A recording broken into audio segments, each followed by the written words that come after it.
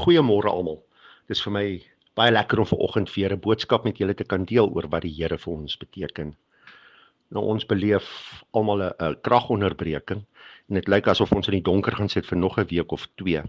En soos wat ek met mense praat, hoor ek dat hulle is moeg hiervoor, hulle is siek en sat en hulle wil net nie meer nie. Nou ek wil vanoggend vir jou sê, moet nooit opgee nie. Daar was 'n president in Amerika met die naam van Winston Churchill.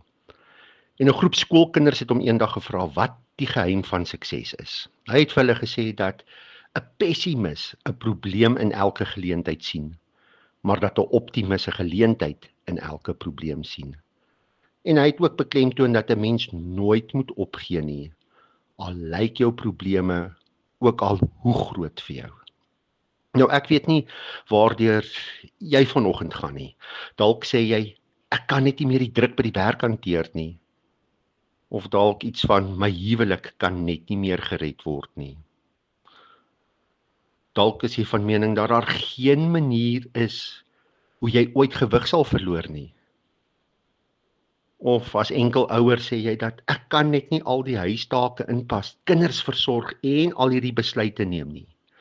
Nou ek wil vanoggend vir jou sê, Psalm 31 vers 25 sê vir ons, wees sterk en vol moed, almal wat op die Here vertrou. Mense sien, daar is altyd 'n uitweg.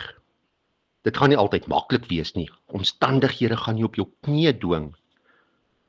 En die deurbraak sal dalk nie vinnig gebeur nie. Maar as jy sonder ophou aanhou en weier om op te gee, sal jy wel die weg vind. Jy kan nie net hoop vir verandering in jou omstandighede nie. Jy moet begin soek na oplossings vir die deurbrake wat jy wil hê. En leef doelgerig en dankbaar vir wat jy het. En moet nooit passief wees nie. Moet nooit opgee nie. Hou vas aan die wete dat Jesus die weg, die waarheid en die lewe is. Hy sal vir jou 'n weg baan waar dit onmoontlik gelyk het.